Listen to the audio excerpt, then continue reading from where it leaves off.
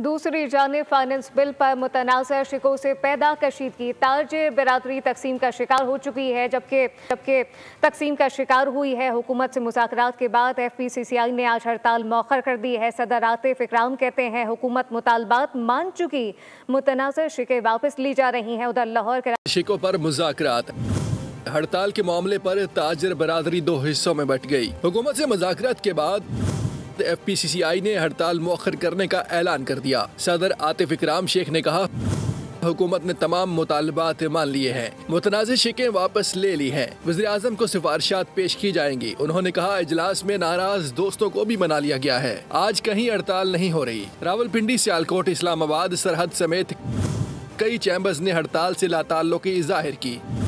सुहेल अल्ताफ, इकराम उल हक और अजमल बलोच ने भी हुकूमत से मजीद मुज़ाकरात पर जोर दिया। दूसरी जानिब लाहौर और कराची में सख्त रद्द-ए-अमल। लाहौर चैम्बर ने आज मुल्क की शटर डाउन हड़ताल का ऐलान बरकरार रखा। चेयरमैन PBP अलायंस, प्याफ और पायनियर ग्रुप भी एहतजाज के हामी हैं। कराची चैम्बर ने हंगामी प्रेस कॉन्फ्रेंस बुला ली। कहा वादे तो बहुत हुए, अब सिर्फ अमल चाहिए। सब्सक्राइब करें और बेल दबाएं ताकि कोई खबर रह न जाए।